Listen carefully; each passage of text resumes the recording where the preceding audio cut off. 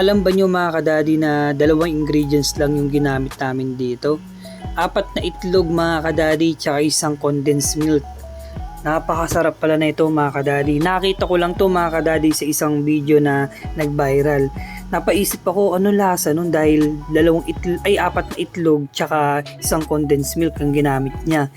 Pero nag-try kami ng gumawa nito. Napakasarap pala mga kadadi. Ito mga kadadi, nagayak lang talaga ako ng 4 na itlog. Hindi ko na tinanggal yung egg white. Ilagay ko lang dito yung condensed milk. Siyempre sinimot natin dahil mamahal. Sobrang mahal na yung mga bilihin ngayon. Tapos ngayon, inano ko lang to. Minanual ko lang ng paghahalo. Hanggang sa maging ganito na yung itsura niya mga kadadi. Pagka, ito nga mga kadadi, sumingit pa yung anak ko. Kita nyo naman, Daddy Mike talaga.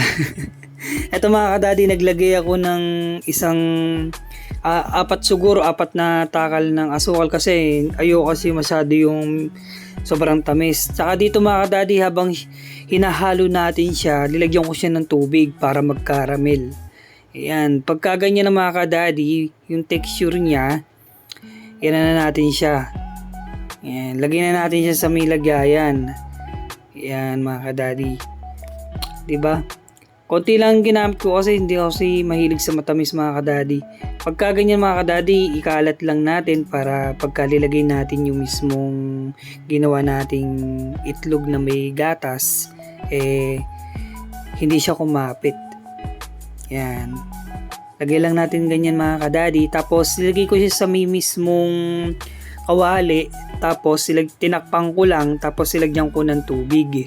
Bahala na kayo kung gaano karaming tubig yung gagamitin nyo mga kadadi. Kasi ako konti lang yung ginamit ko dito mga kadadi kasi konti lang din naman yung ginawa namin. Dito mga kadadi inalis ko na, tapos hindi ko na na-videoan yung pagkakat natin mga kadadi dahil syempre may anak kaming inaalagaan at makulit. Yan mga kadadi, diba napakasarap. 4 na itlog lang at isang condensed milk. Napakasarap pala mga kadadi. Kaya ito mga kadadi, itry nyo na. Napakasarap. Murang-mura pa. Yan, diba? Alam nyo naman mga kadadi, nagmamahala na ang bilihin ngayon mga kadadi. Kaya ito mga kadadi, follow nyo na ako mga kadadi para sa susunod na videos natin ay ma-update kayo.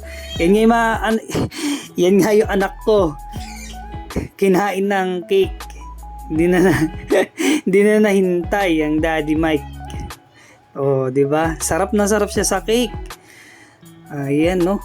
Dungis nga naman talaga ng anak ko. Sobrang cute. Napakakulit at sobrang cute talaga. Kaya nga pala si Daddy Mike Kitchen na nagsasabing piliin mong maging masaya.